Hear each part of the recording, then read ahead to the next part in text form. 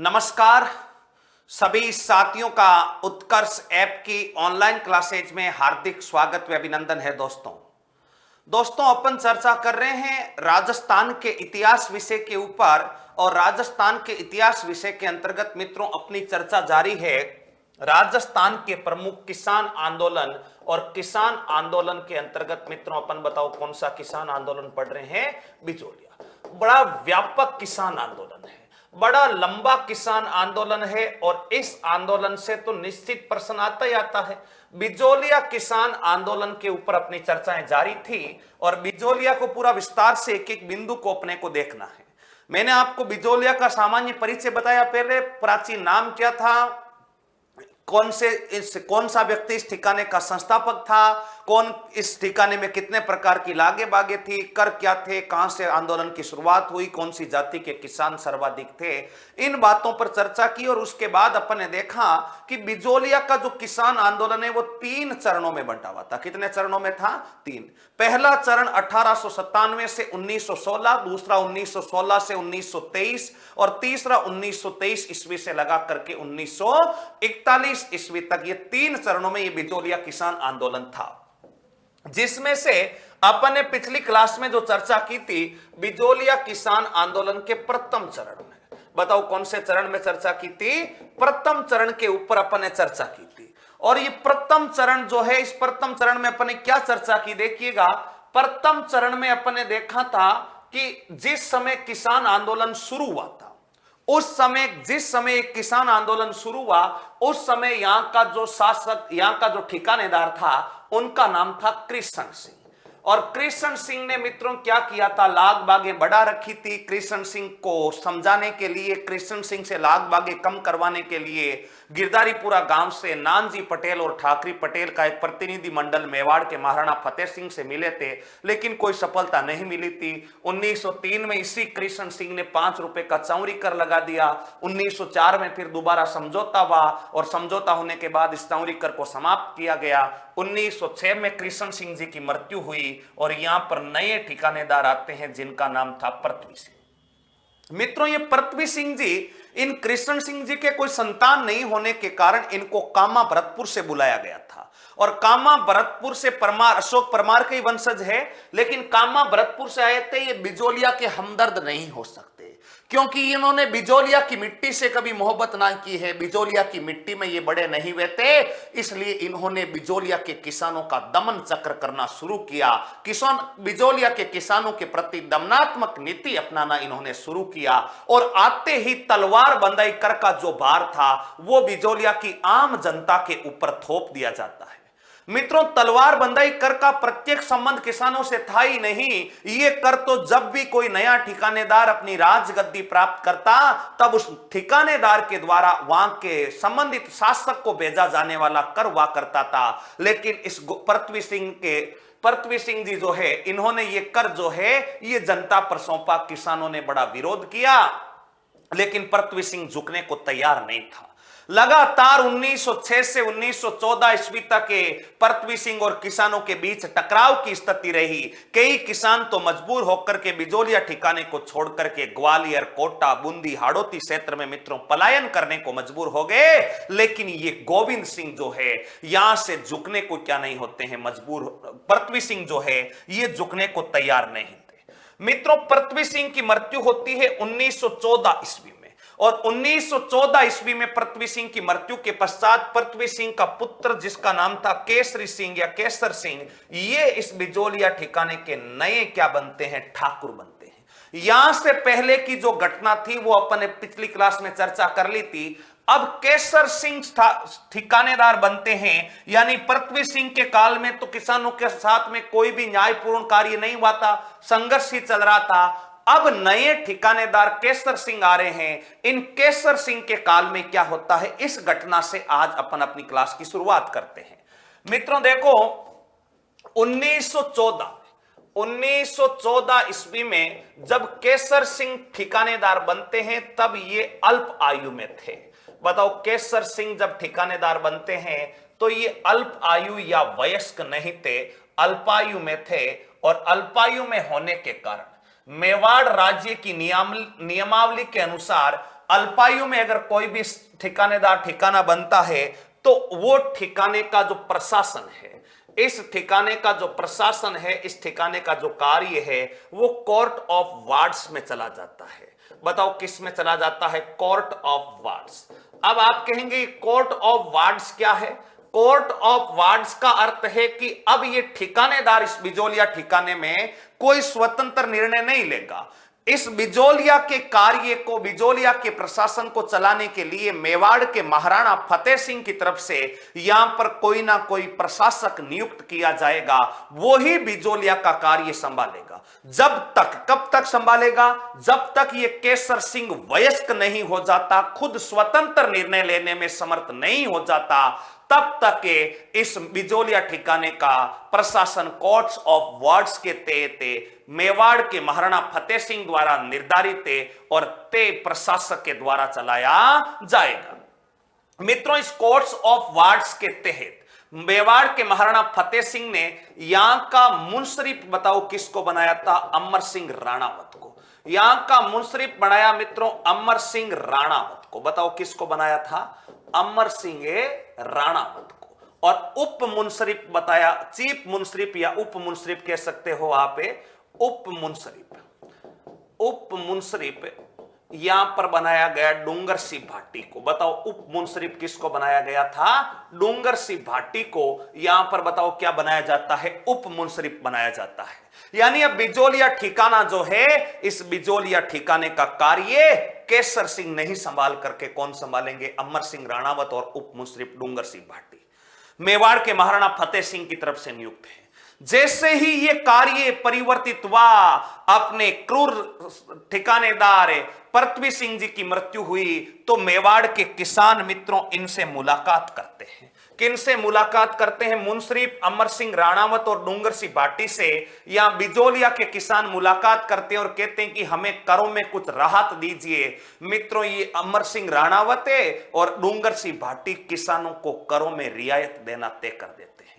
मेवाड़ के महाराणा फतेह सिंह के आदेश से इन्होंने किसानों की कई लाग बागें समाप्त करने का कार्य किया, कई प्रकार की रियायतें दी। लेकिन ध्यान रखना, इस केसर सिंह राणावत के एक का नाम था कामदार। बताओ कौन सा नाम है? कामदार, जिसका नाम था हीरालाल। और मित्रों, एक इस बिजोलिया ठिकाने का था फौजदार। इस फौजदार का नाम था अपने तेज सिंह। फौजदार का नाम बताओ कौन सा सिंह था? तेज सिंह। यानी बिजोलिया ठिकाने का कामदार और फौजदार तेज सिंह और हीरालाल, इन्होंने बीच में टांग अड़ाई। और इन्होंने टांग क्या अड़ाई? इन्होंने कहा कि यहां के मुंसरिफ और उप मुंसरिफ यानी कलेक्टर और डिप्टी कलेक्टर यानी अध्यक्ष और उपाध्यक्ष से इस कार्य को करने में सक्षम नहीं है, स्वतंत्र नहीं है। यानी किसानों को करों में रियायत देने का अधिकार इस अमर सिंह राणावत और अपने डूंगर सिंह भाटी को नहीं है। ऐसी बात बिजोलिया ठिकाने की एक तो कामदार, जो ठिकानेदार का काम देखता था उसे कामदार, और फौज का मुखिया, सेना का मुखिया फौजदार, इन्होंने कहा कि आप कौन होते हो? आपका काम है बिजोलिया का प्रशासन ठीक ढंग से चलाना, बिजोलिया की नियमावली बदलने का आपको कोई अधिकार नहीं है। ऐसी बात कामदार हीरालाल और तेज सिंह किसके सामने रखते हैं? अमर सिंह और डूंगर सिंह भाटी के सामने रखते हैं। बोला ये कार्य तब तक नहीं हो सकता जब तक केसर सिंह, बताओ क्या नहीं हो जाता? वयस्क नहीं हो जाता। यानी अगर यहां का ठिकानेदार खुद चाहे तो नियमावली बदल सकता है, किसानों को करों से राहत दे सकता है, लेकिन आप कते ही इस मामले में हस्तक्षेप नहीं करते। ऐसा कहते हुए इस हीरालाल और तेज सिंह ने मित्रों किसान विरोधी कार्य करते हुए मुंसरिफ अमर सिंह राणावत और डूंगर सिंह भाटी के फैसले पर क्या लगा दी थी? रोक लगा दी थी। और 1916 ईस्वी तक किसानों को फिर से कोई राहत नहीं मिलती है। 1916 ईस्वी में मित्रों इस किसान आंदोलन का दूसरा चरण शुरू हो जाएगा। और दूसरे चरण का नेतृत्व बताओ किसके द्वारा किया जाएगा? विजय सिंह पत्ती के द्वारा किया जाएगा। दूसरे चरण का नेतृत्व बताओ किसके द्वारा किया जाएगा? विजय सिंह पत्ती के। तो यहां 1916 ईस्वी तक मित्रों किसानों को कोई राहत नहीं मिलती। यह था अपना दूसरा चरण। हालांकि अमर सिंह राणावत ने देने का प्रयास किया था, लेकिन बीच में एक मना किसने कर दिया? हीरालाल और तेज सिंह। इनके अनुसार अपने इस ठिकाने का ठिकानेदार ही नियमावली बदल सकता है। इस कारण अमर सिंह राणावत और डूंगर सिंह भाटी इस कार्य को करने में क्या रहे थे? असफल रहे थे। और 1916 ईस्वी तक है किसानों को कोई राहतें नहीं मिलती है। यहां तक की बातें अपने को थोड़ी सी ध्यान में रखनी है। तो मैं यहां पर लिख देता हूं 2 बिंदु। 1914 ईस्वी में 1914 ईस्वी में पृथ्वी सिंह की मृत्यु के उपरांत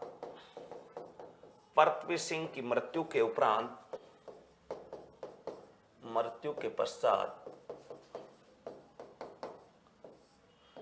केसर सिंह बिजोलिया के ठिकानेदार बने। बिजोलिया के ठिकानेदार बने। नेक्स्ट, अगला बिंदु,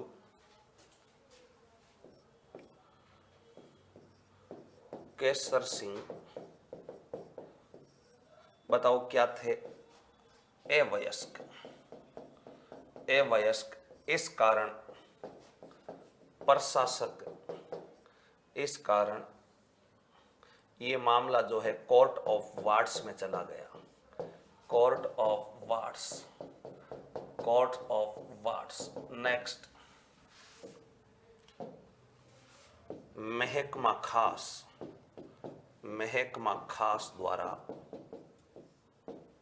जून 1914 में मुंसरिफ अमर सिंह राणावत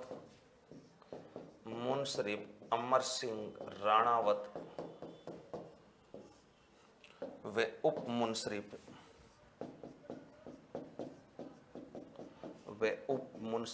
डूंगर सिंह भाटी, उप मुंसरिफ डूंगर सिंह भाटी को नियुक्त किया। डूंगर सिंह भाटी को बताओ क्या किया? नियुक्त किया। ये अपने को थोड़ी सी जानकारी होनी चाहिए कि 1914 में ये कार्य होता है, नया शासक बनता है, लेकिन कोई काम नहीं हो पाता, अल्पवयस्क था। इस कारण उदयपुर में कोर्ट्स ऑफ वार्ड्स के तहत महकमा खास ने जून 1914 में यहां का प्रशासक यानी मुंसरिफ अमर सिंह राणावत को और उप मुंसरिफ बताओ किसको बना दिया? डूंगर सिंह भाटी को बना दिया। यहां तक की बातें पता होने के पश्चात अगला बिंदु, अमर सिंह व डूंगर सिंह किसानों को लगान बागों में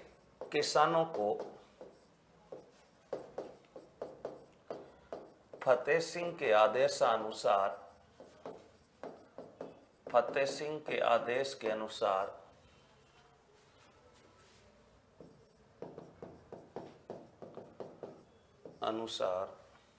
लाग बागों में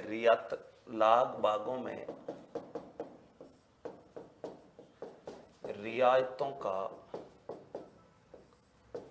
प्रावधान किया। रियायतों का बताओ क्या किया? प्रावधान किया। नेक्स्ट, बिजोलिया के कामदार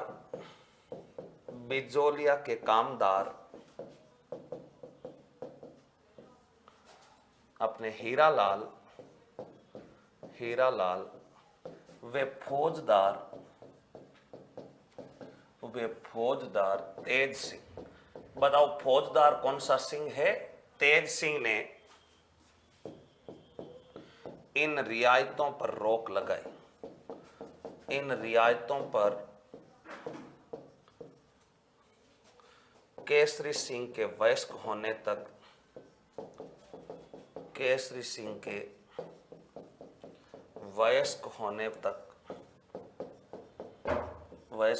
तक रोक लगाई।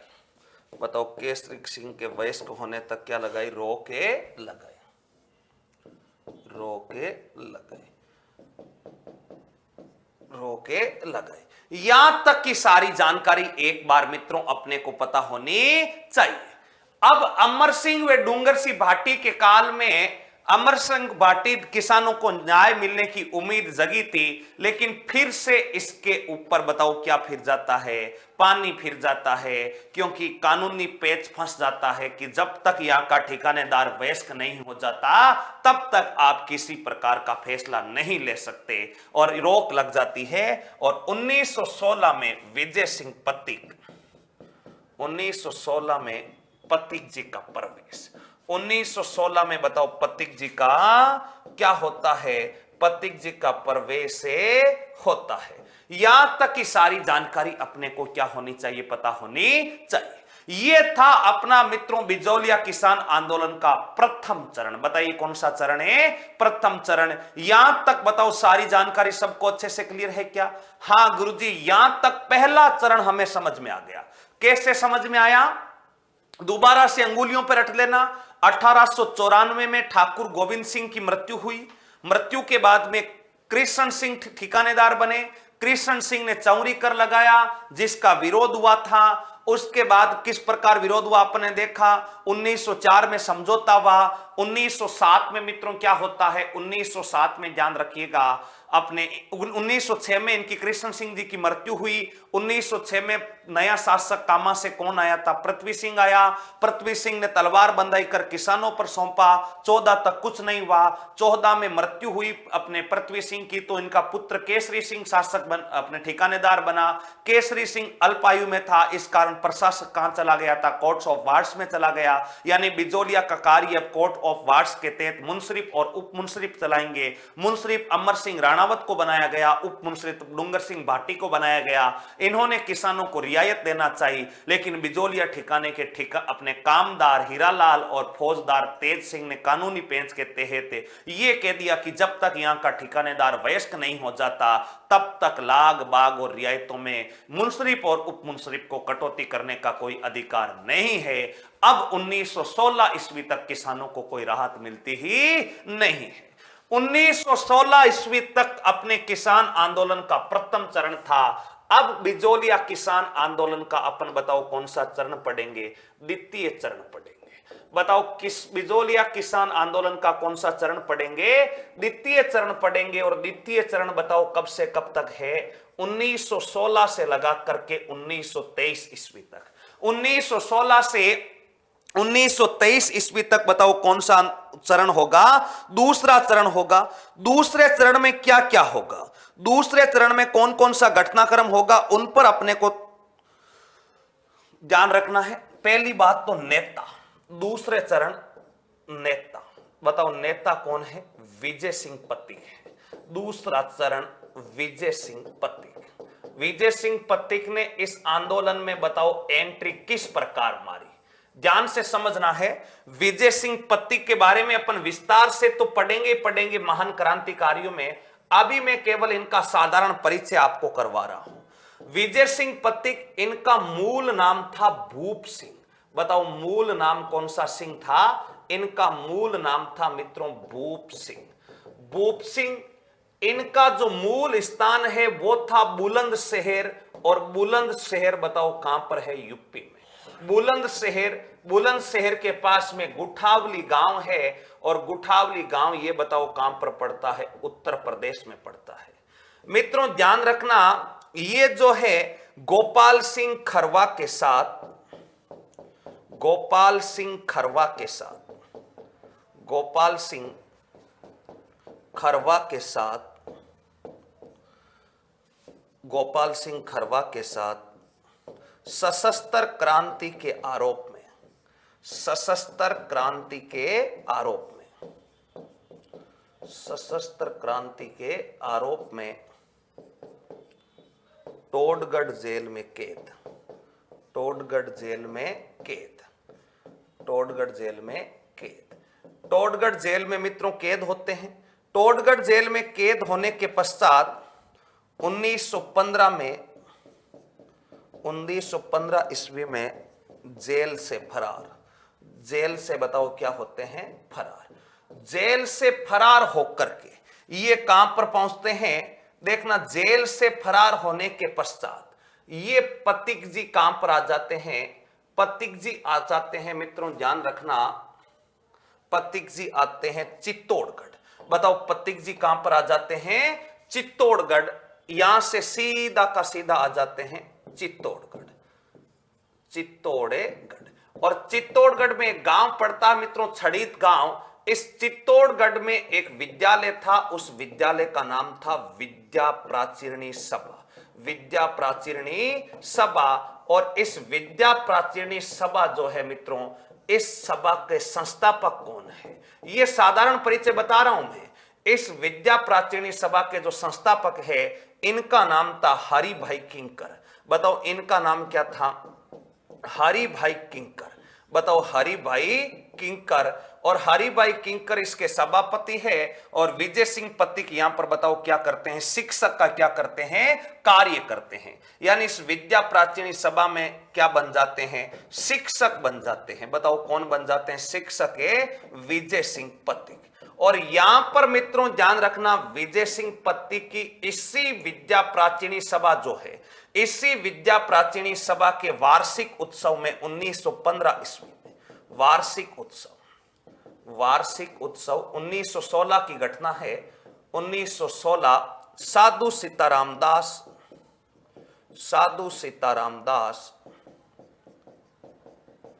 प्लस माणिक्यलाल वर्मा प्लस प्रेमचंद बील से मुलाकात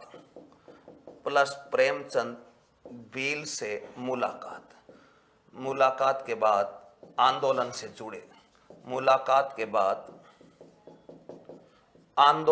जुड़े, बताओ मुलाकात के बाद कहां से जुड़े, आंदोलन से जुड़े।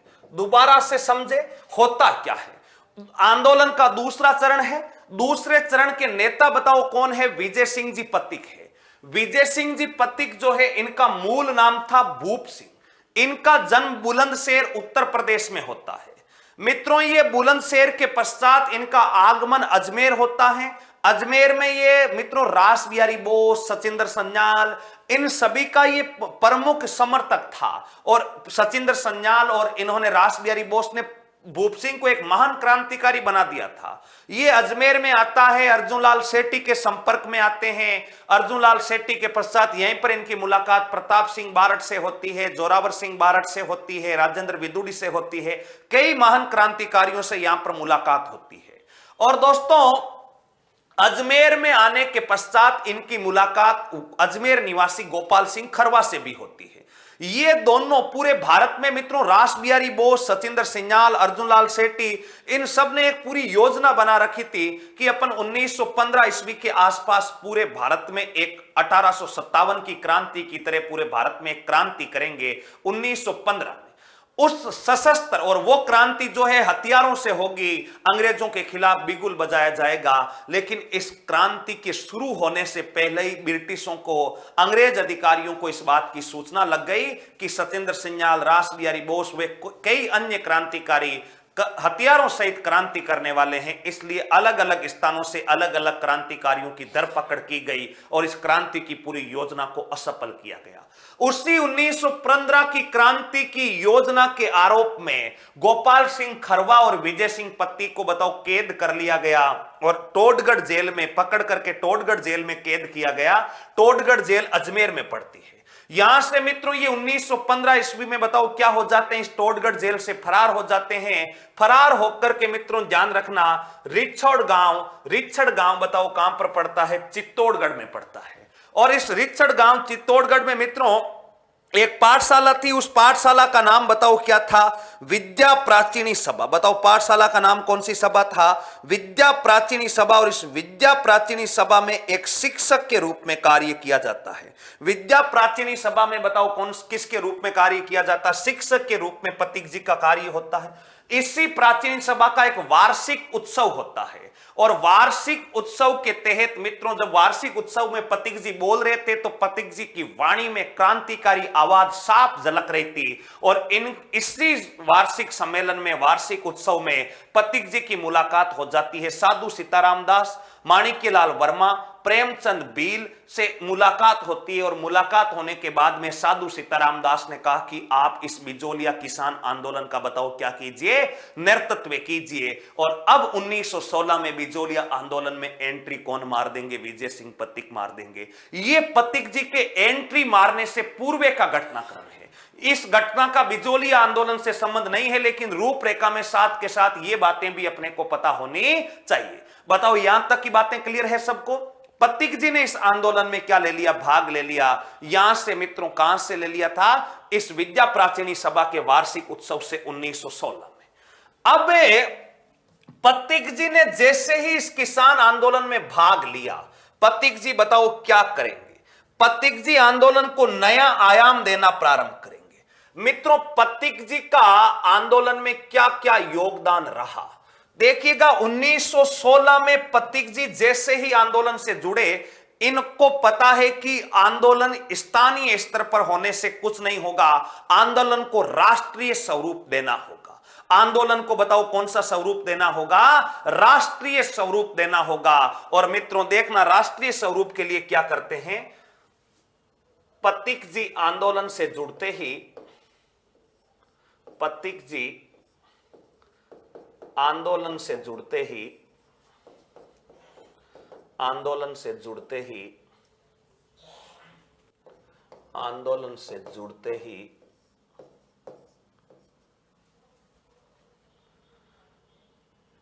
प्रताप समाचार पत्र, प्रताप समाचार पत्र,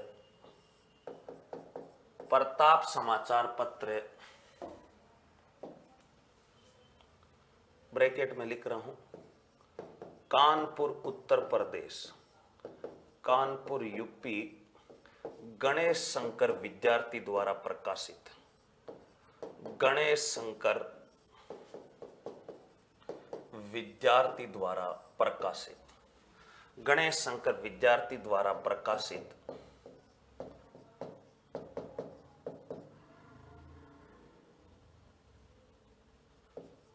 समाचार पत्र का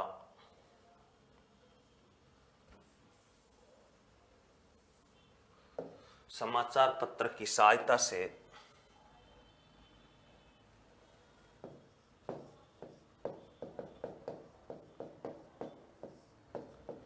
बिजोलिया आंदोलन का प्रचार प्रसार, बिजोलिया आंदोलन का, बिजोलिया आंदोलन का प्रचार प्रसार। बताओ बिजोलिया आंदोलन का क्या किया था? प्रचार प्रसार। क्योंकि बिना प्रचार प्रसार के पूरे भारत में इस आंदोलन की गूंज पड़ेगी नहीं, और जब तक नहीं पड़ेगी किसानों को न्याय मिलने वाला नहीं है। मित्रों यह भी थोड़ा सा ध्यान में रखना है। अब देखिएगा क्या होता है, अगला कार्य इनका क्या होता है? अन्य समाचार पत्र, अन्य समाचार पत्र। अन्य समाचार पत्र का अर्थ क्या होता है? इन्होंने और भी कई समाचार पत्रों के माध्यम से इस बिजोलिया किसान आंदोलन का मित्रों क्या किया था? प्रचार प्रसार किया था। वो समाचार पत्र कौन कौन से देखना, मैं सारे का सारा एक साथ लिख देता हूं। एक समाचार पत्र प्रयाग से प्रकाशित होता था। इन सभी समाचार पत्रों का ध्यान रखना। प्रयाग से एक समाचार पत्र निकलता था, प्रयागराज से, अभ्युदय समाचार पत्र का नाम था अभ्युदय। मित्रों कलकत्ता से एक समाचार पत्र निकलता, कलकत्ता से समाचार पत्र निकलता, उस समाचार पत्र का नाम था भारत मित्र। मित्रों पूना से एक समाचार पत्र निकलता बाल गंगाधर तिलक का, उस पूना से समाचार पत्र का नाम था मित्रों मराठा। ये मराठा बताओ किसका था? बाल गंगाधर तिलक के द्वारा निकाला जाता था। बाल गंगाधर तिलक, बाल गंगाधर तिलक। इन सभी समाचार पत्रों के माध्यम से पथिक जी किसान आंदोलन से जुड़ते ही इन्होंने सबसे पहले इस आंदोलन को राष्ट्रीय महत्व का या राष्ट्रीय स्तर का आंदोलन बनाया। राष्ट्रीय स्तर का आंदोलन किस प्रकार से बनाया। पथिक जी ने सबसे पहले प्रताप समाचार पत्र, ये कई बार परीक्षा में पूछा गया है कि बिजोलिया किसान आंदोलन की सबसे पहले जो खबरें प्रकाशित हुई थी वो किस समाचार पत्र में हुई थी, तो वो प्रताप समाचार पत्र में हुई थी।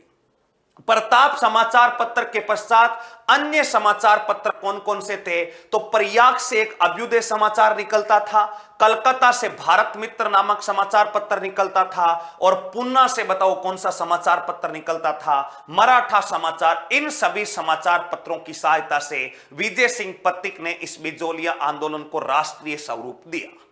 अब पथिक जी ने इस आंदोलन में और कौन कौन से कार्य किए, अगले कार्यों के लिए देखिएगा कौन कौन से कार्य किए, अगले कार्यों को देखते हैं मित्रों। 1917 में, 1916 में तो जुड़े थे ये, 1917 ईस्वी में ऊपरमाल पंच बोर्ड, ऊपरमाल पंच बोर्ड, इसी को अपन कहते हैं किसान पंच बोर्ड, किसान पंचायत बोर्ड की स्थापना की। ऊपरमाल पंच बोर्ड अथवा किसान पंचायत बोर्ड की बताओ क्या की, पंचायत बोर्ड की स्थापना की। ऊपरमाल पंच बोर्ड अथवा किसान पंच बोर्ड की स्थापना की। देखना क्या है, ध्यान से देखना। हरियाली अमावस्या के दिन स्थापित, हरियाली अमावस्या के दिन, हरियाली अमावस्या के दिन स्थापित, हरियाली अमावस्या के दिन स्थापित। संस्थापक आपको पता है कौन है, संस्थापक जो है विजय सिंह पथिक है, संस्थापक विजय सिंह पथिक है। एक एक बिंदु पूरा विस्तार से पता होना चाहिए, क्योंकि यहां से प्रश्न आएगा। अब जिंदगी में कभी बिजोलिया का आंदोलन दोबारा पढ़ने की जरूरत नहीं होनी चाहिए मित्रों। वित्तीय सहयोग, आर्थिक सहयोग, इस पंच बोर्ड को आर्थिक सहयोग किसने दिया? आर्थिक सहयोग में दो नाम आते हैं, एक तो जमुना लाल बजाज आता है, आर्थिक सहयोग में एक नाम तो आता है जमुना लाल बजाज, और दूसरा आता है हरि भाई किंकर, हरि भाई किंकर। बताओ, हरि भाई किंकर। मित्रों, इसका अगर आपसे पूछा जाए कि सरपंच किससे बनाया गया, तो इसका सरपंच था मुन्ना पटेल। सरपंच बताओ कहां पर कौन था? मुन्ना पटेल। इसके सदस्य कौन थे? तो इसके सदस्य थे नानजी पटेल व ठाकरी पटेल। इसके सदस्य पटेल बताओ कौन थे?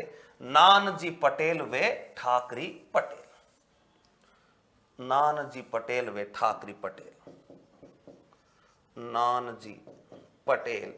और नंबर 2 पर बताओ कौन थे? ठाकरी पटेल। नानजी पटेल और बताओ कौन थे? ठाकरी पटेल।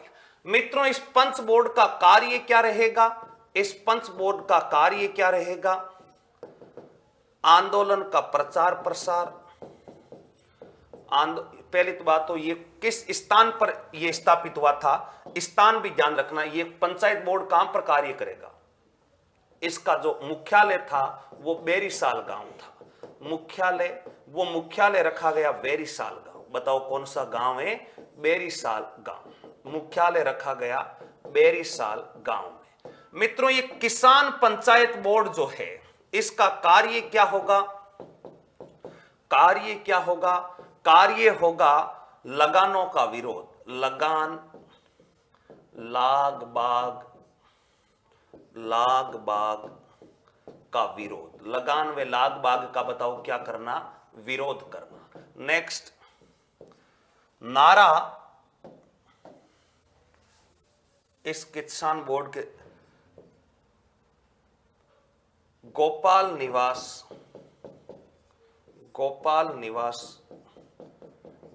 निवास के नारायण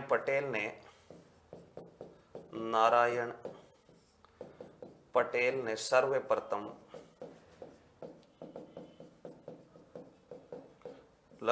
लाग बाग देने से मना किया। लाग बाग देने से मना किया। लाग बाग देने से बताओ क्या किया? मना।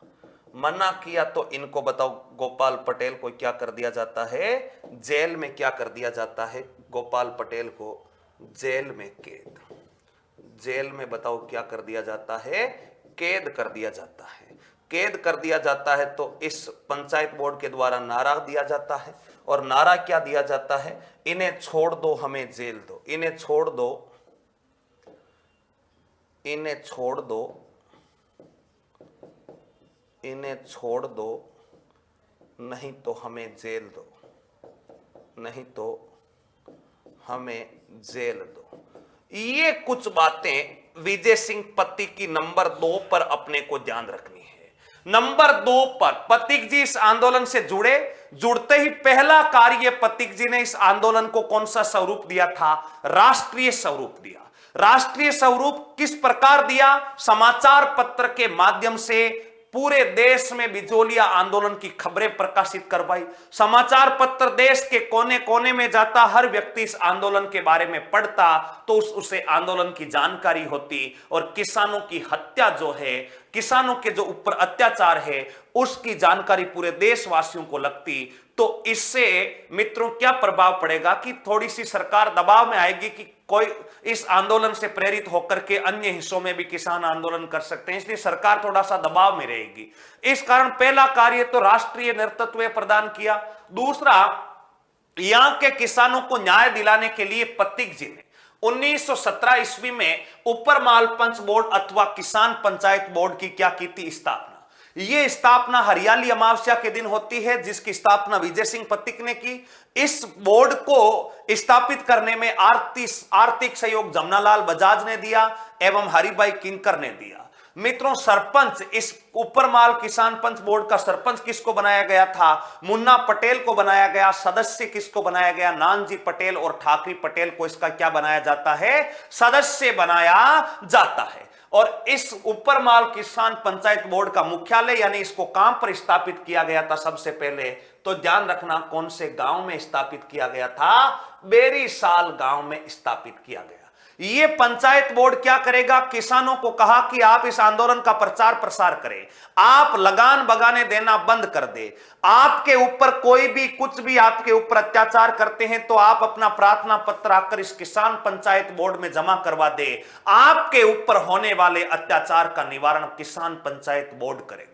यानी किसानों के लिए एक गठन कर दिया गया कि आप यहां पर आकर के अपनी शिकायतें दर्ज करवा सकते हो, लगाने आपको अनावश्यक लाग बागे देना बंद कर देना है। और मित्रों, इस पंचायत बोर्ड के निर्णय के अनुसार सबसे पहले गोपाल निवास, बिजोलिया ठिकाने का एक गांव था जिसका नाम था गोपाल निवास, एक था बेरीसाल, एक था गोपाल निवास। गोपाल निवास का नारायण पटेल, इसने सबसे पहले यह घोषणा कर दी कि मैं अब अनावश्यक लाग बाग बिजोलिया के ठिकानेदारों को नहीं दूंगा। इस कारण बिजोलिया के ठिकानेदारों ने इस गोपाल सिंह निवास के निवासी नारायण पटेल को पकड़ करके काम पर कैद कर दिया था, जेल में कैद कर दिया। और जेल में कैद करने के पश्चात इस पंचायत बोर्ड के हजारों किसानों ने एक नारा दिया था। हजारों किसान इस ठिकानेदार के मुख्यालय के ठिकानेदार के गढ़ के बाहर घेराव कर लेते हैं और एक नारा देते हैं, इन्हें छोड़ दो हमें जेल दो, इन्हें छोड़ दो नहीं तो हमें जेल दो। और अंत में बिजोलिया के ठिकानेदार को झुकना पड़ता है और इन नारायण पटेल को बताओ क्या करना पड़ता है, छोड़ना पड़ता है।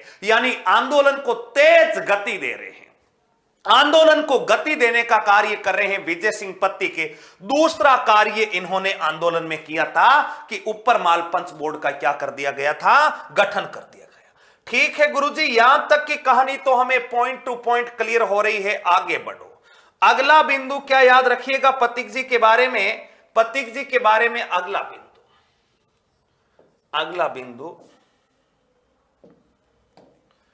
1919 ईस्वी, 1919 ईस्वी कांग्रेस अमृतसर अधिवेशन, कांग्रेस अमृतसर, अमृतसर बताओ कहां पर है, पंजाब, अमृतसर अधिवेशन,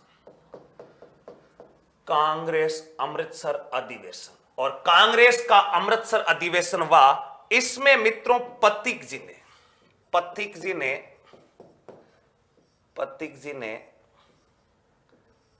बाल गंगाधर तिलक की सहायता से, बाल गंगाधर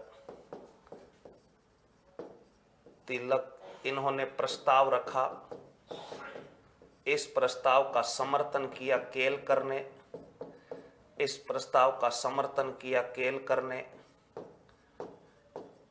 मदन मोहन मालवीय, मदन मोहन मालवीय वे गांधी जी ने, मदन मोहन मालवीय वे गांधी जी ने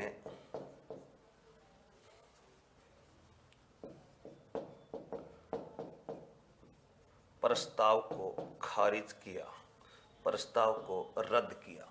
देखना, अभी मैं समझा देता हूं सारी की सारी बातें एक साथ ही, उसके बाद आगे बढ़ते हैं। अगला बिंदु 1920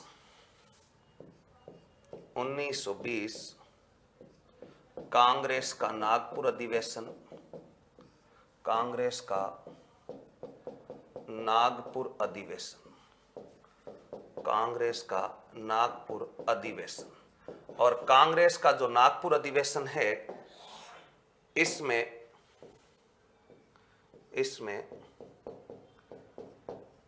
पथिक जी ने धरना दिया। पथिक जी ने हजारों किसानों के नेतृत्व में, हजारों किसानों के नेतृत्व में धरना, हजारों किसानों के नेतृत्व में धरना। नेक्स्ट, अगला बिंदु 1920 मुंबई में गांधी जी से पथिक जी ने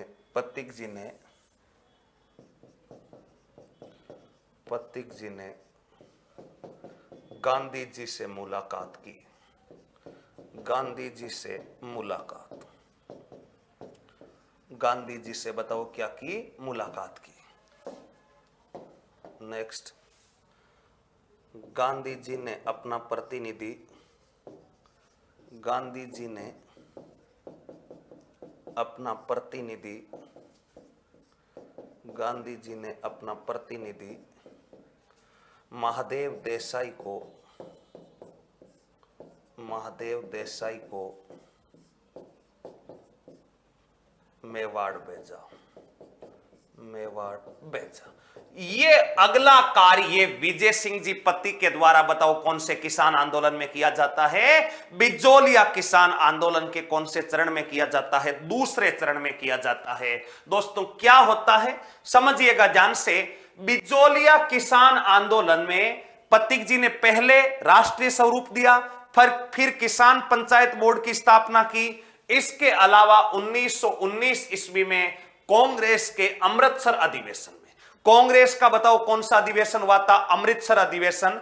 इसमें पथिक जी ने बाल गंगाधर तिलक साहब को कहा, बाल गंगाधर तिलक साहब को क्या कहा कि आप जो है इस कांग्रेस पार्टी को कहिए कि वो बिजोलिया किसानों के समर्थन में खुलकर के समर्थन करे और यहां की सरकार को कहें कि किसानों के ऊपर जो अत्याचार हो रहे हैं उनको समाप्त करें। मित्रों, ऐसा प्रस्ताव यानी बाल गंगाधर तिलक ने इस सम्मेलन में एक प्रस्ताव रखा कि कांग्रेस पार्टी को बिजोलिया के किसानों के द्वारा जो आंदोलन किया जा रहा है उसको समर्थन करना चाहिए, कांग्रेस पार्टी को बिजोलिया के किसानों के लिए लड़ना चाहिए और बिजोलिया के किसानों को न्याय दिलाना चाहिए। मित्रों, यह प्रस्ताव गंगाधर तिलक ने रखा, तिलक ने प्रस्ताव रखा।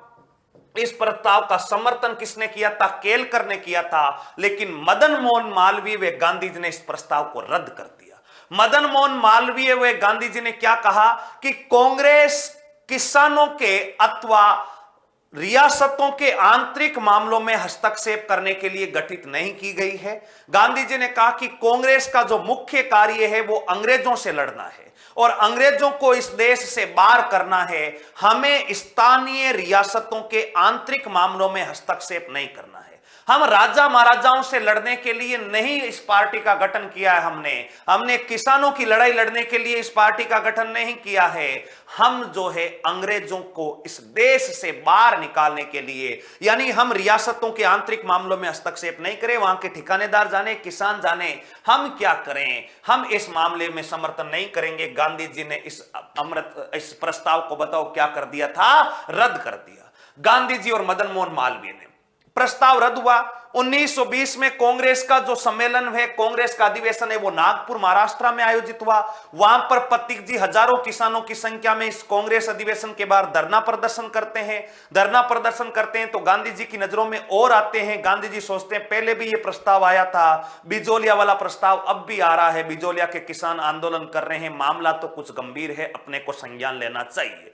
मित्रों, गांधी जी ने पथिक जी को कहा कि आप मुंबई आइए, वहां पर बैठ करके आराम से बात करते हैं। 1920 में मित्रों ये जो है गांधी जी के कहने पर पथिक जी मुंबई जाते हैं, जहां पर गांधी जी से मुलाकात करते हैं और गांधी जी को बिजोलिया के किसानों की समस्याओं से अवगत कराते हैं। कहते हैं कि ये समस्याएं हैं गांधी जी, आपको मेवाड़ सरकार पर दबाव बनाना चाहिए और किसानों को न्याय दिलाना चाहिए। गांधी जी ने कहा ठीक है, मैं मेरी तरफ से, गांधी जी ने अपना व्यक्ति भेजा जिसका नाम था महादेव देसाई, और ये महादेव जो देसाई है, ये महादेव देसाई जाकर के वहां मेवाड़ सरकार से, राजस्थान की जो ब्रिटिश सरकार है उससे गांधी जी का हवाला देकर के बात करेंगे। गांधी जी ने कहा कि आप उनके ऊपर सख्त दबाव बनाइए, बोल देना, इस महादेव देसाई को बोला आप सीधा जाके बोल देना गांधी जी का आदेश है, गांधी जी ने ऐसा कहा था। अगर मेवाड़ की सरकार गांधी जी के कहने के बावजूद भी किसानों को न्याय नहीं दे पाती है तो फिर गांधी जी खुद को इस बिजोलिया आंदोलन में कूदना पड़ेगा। ऐसा संदेश गांधी जी ने महादेव देसाई के हाथों कहां पर भिजवाया था, मेवाड़ भिजवाया था। बताओ, यहां तक की कहानी सबको क्लियर है? अरे यहां तक की कहानी सबको क्लियर है? हाँ ठीक है। इसी दौरान मित्रों 2-4 कार्य और हुए थे, वो भी मैं लिख देता हूं, फिर देखते हैं ये महादेव देसाई जो आया है ये क्या करता है। यहीं पर इसी अवधि के दौरान पथिक जी के 2-3-4 कार्य और होते हैं, उनको मैं लिख देता हूं, देखना क्या होता है।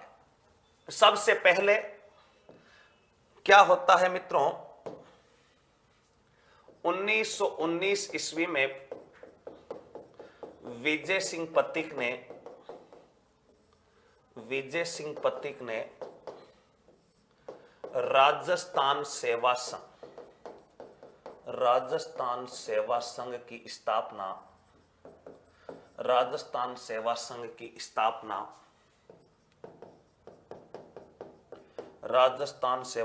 स्थापना वर्धा महाराष्ट्र में की। बताओ कहां पर की? वर्धा महाराष्ट्र में की। नेक्स्ट, ये जो राजस्थान सेवा संघ दिख रहा है, यहां से 1920 में, यहीं से मित्रों ध्यान रखना, 1920 ईस्वी में पथिक जी ने राजस्थान केसरी समाचार पत्र का प्रकाशन, राजस्थान केसरी समाचार पत्र का प्रकाशन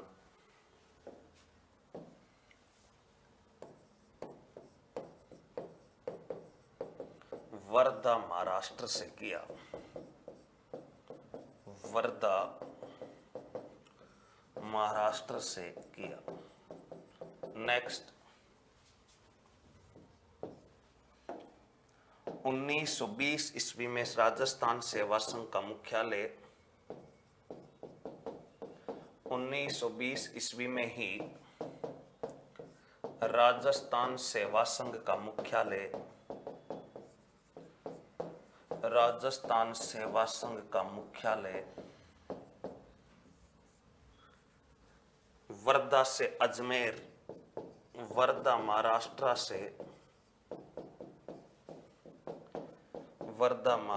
से अजमेर स्थानांतरित किया गया।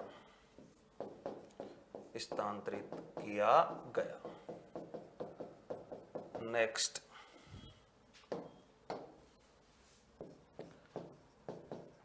अजमेर से नवीन राजस्थान, तरुण राजस्थान, तरुण राजस्थान, नव राजस्थान, नव संदेश राजस्थान, नव संदेश राजस्थान इत्यादि समाचार पत्रों का प्रकाशन, इत्यादि समाचार पत्रों का प्रकाशन, इत्यादि समाचार पत्रों का बताओ क्या किया जाता है, प्रकाशन किया जाता है। ये कुछ बातें अपने को किसके बारे में याद रखनी है, विजय सिंह जी पत्ती के बारे में दोस्तों।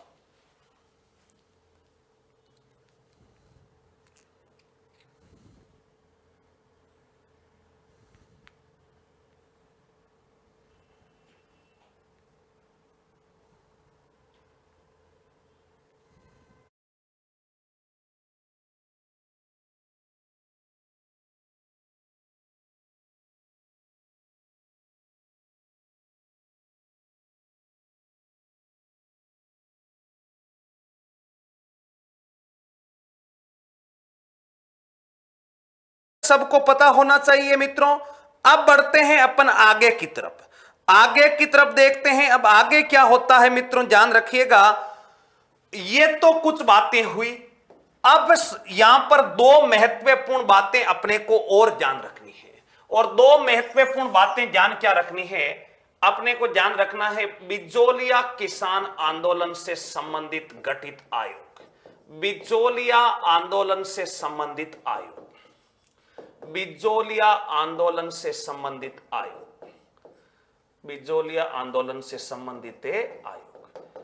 मित्रों बिचौलिया आंदोलन से संबंधित आयोग, बताओ बिचौलिया आंदोलन से संबंधित क्या होता है, आयोग। कौन कौन से किसान आयोग बने थे, और यह द्वितीय चरण की घटना है मित्रों।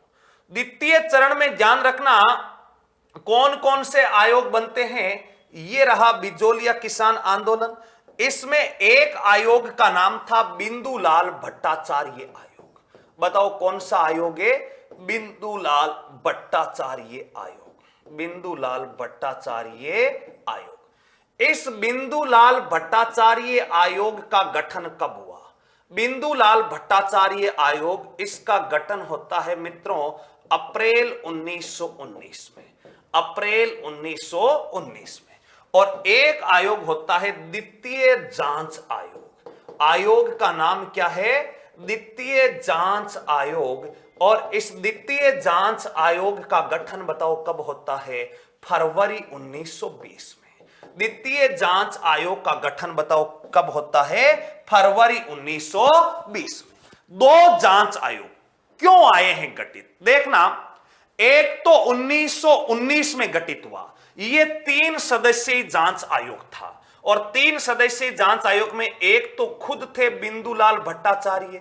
बताओ एक तो सदस्य खुद कौन थे, बिंदुलाल भट्टाचार्य, ये खुद थे। एक थे मित्रों अमर सिंह राणावत, एक इसमें सदस्य कौन थे, अमर सिंह राणावत। और एक सदस्य थे मित्रों ध्यान रखना अफजल अली। बताओ एक सदस्य कौन था, अफजल अली।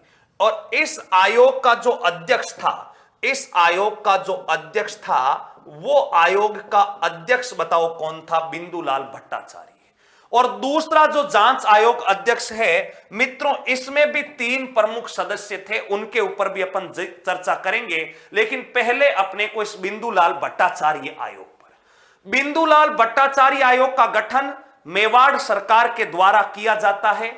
क्या किया जाता है, क्यों किया जाता है, क्योंकि पथिक जी लगातार किसानों में जन जागृति कर रहे हैं। मेवाड़ के महाराणा फतेह सिंह के ऊपर सख्त आदेश, सख्त दबाव बढ़ता है। और सख्त दबाव पड़ने के कारण मित्रों यहां पर बिचौलिया आंदोलन, बिचौलिया के किसानों की मांग के लिए यह आयोग बनाया गया, जिसमें कुल 3 सदस्य थे।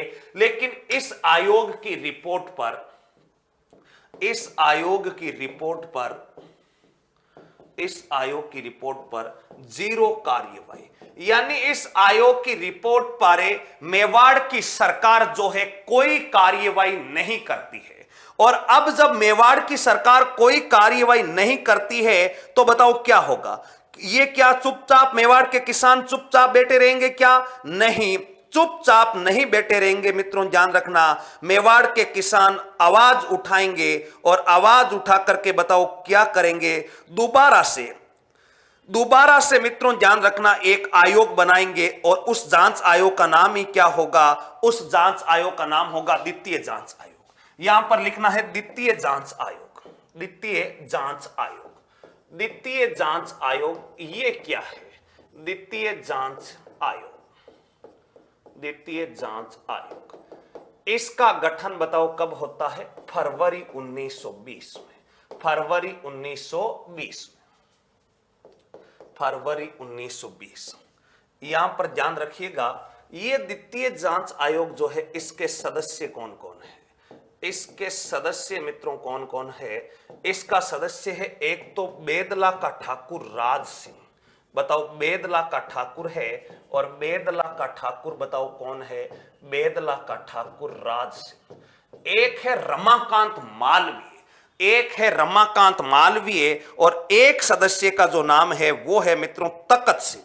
बताओ एक सदस्य का नाम क्या है, तकत सिंह। ये हो गया रमाकांत मालवीय, रमाकांत मालवीय, और नंबर 3 का जो सदस्य है उनका नाम है तकत सिंह, तकत सिंह। इस जांच आयोग से, इस जांच आयोग से, इस जांच आयोग से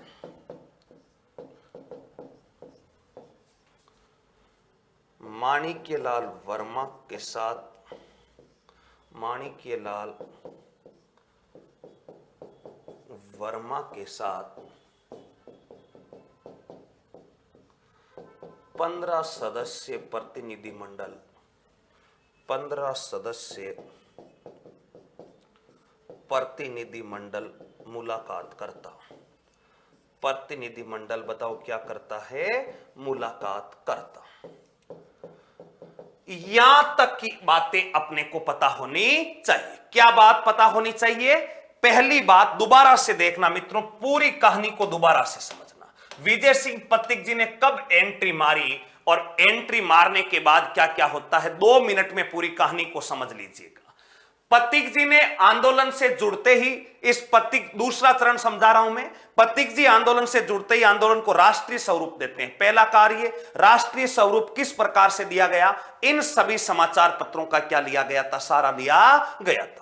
पथिक जी यहां के किसानों में जन जागृति करने के लिए कई गीत पत्रिकाएं प्रकाशित करवाते हैं और ऊपर माल किसान पंचायत बोर्ड का गठन करवाते हैं। इस किसान पंचायत बोर्ड के क्या कार्य थे, कौन सरपंच थे, यह जानकारी अपने को पता होनी चाहिए। फिर किसानों में जन जागृति कर दी, किसानों का विरोध करना सिखा दिया, इस आंदोलन को राष्ट्रीय आंदोलन का दर्जा दिला दिया। फिर पथिक जी ने गांधी जी से इस कांग्रेस के अमृतसर अधिवेशन में मित्रों बाल गंगाधर तिलक की सहायता से कांग्रेस पार्टी के अधिवेशन में एक प्रस्ताव रखवाया, जिसके तहत यह तय हुआ कि कांग्रेस पार्टी इस आंदोलन का समर्थन तय करे। इस बिजोलिया के किसानों के समर्थन में आए, लेकिन गांधी जी और मालवीय ने यह प्रस्ताव ठुकरा दिया। 1920 में कांग्रेस के नागपुर अधिवेशन में मित्रों पथिक जी ने धरना प्रदर्शन किया। 1920 में मुंबई में पथिक जी गांधी जी से क्या करते हैं, मुलाकात करते हैं, और गांधी जी मुलाकात करने से गांधी जी ने अपना एक प्रतिनिधि मेवाड़ सरकार से बात करने के लिए बताओ किस कहां पर भेजा था, मेवाड़ में। अब ये प्रतिनिधि मंडल मेवाड़ में क्या बात करेगा वो तो अभी अपन देखेंगे, लेकिन इसी दौरान कुछ कार्य और होते हैं, और उन कार्यों में मित्रों ध्यान रखना, वर्धा महाराष्ट्र में राजस्थान सेवा संघ की स्थापना वगैरह ये हुई थी। इसके बाद में इस बिजोलिया आंदोलन से संबंधित 2 आयोगों पर चर्चा करनी है। जब विजय सिंह पथिक गांधी जी से मुलाकात कर लेते हैं, अपने अमृतसर में भी गांधी इस कांग्रेस अधिवेशन में प्रस्ताव आ जाता है, 1917 में किसान पंचायत बोर्ड का गठन हो जाता है। तो मित्रों 1919 ईस्वी में, इस समय जब पहला जांच आयोग गठित हुआ था, इस समय गांधी जी से पथिक जी की मुलाकात नहीं हुई थी। 1919 में जब यह आंदोलन लगातार तीव्र हो रहा था, तब यहां की सरकार ने मित्रों ध्यान रखना, यहां पर एक आयोग बनाया था, और इस आयोग का नाम था बिंदुलाल भट्टाचार्य आयोग, बिंदुलाल भट्टाचार्य आयोग। लेकिन इस आयोग की रिपोर्ट पर कोई कार्यवाही नहीं होती है। इस बिंदुलाल भट्टाचार्य आयोग में 3 सदस्य थे, जिसमें बिंदुलाल भट्टाचार्य क्या थे, अध्यक्ष थे, अमर सिंह राणावत अन्य सदस्य थे, और अफजल अली क्या थे, सदस्य थे। इसकी रिपोर्ट पर कार्यवाही 0 होती है। लेकिन जब मेवाड़ में असंतोष बढ़ता जा रहा है, गांधी जी से मुलाकात भी हो गई है, तो दूसरा एक जांच आयोग बना था फरवरी 1920 में। यह भी, इस जांच आयोग का नाम ही क्या था? द्वितीय जांच आयोग, सेकेंड जांच आयोग। तो द्वितीय जांच आयोग, इसमें 3 सदस्य थे। एक का नाम था राज सिंह बेदला का ठाकुर था, रमाकांत मालवीय था, तखत सिंह था। और इस जांच आयोग से 15 मेवाड़ के प्रतिनिधि मुलाकात करते हैं और अपनी समस्याओं से अवगत करवाते हैं। अब यह जांच आयोग क्या करेगा, क्या नहीं करेगा, उनके बारे में अपन चर्चा करेंगे अपनी अगली क्लास में। लेकिन यहां तक का जो द्वितीय चरण पड़ा है, आशा करता हूं आप सबको अच्छे से समझ में आया होगा। फिर मिलेंगे मित्रों अपनी अगली क्लास में। तब तक के लिए सभी प्यारे साथियों को नमस्कार, राम राम।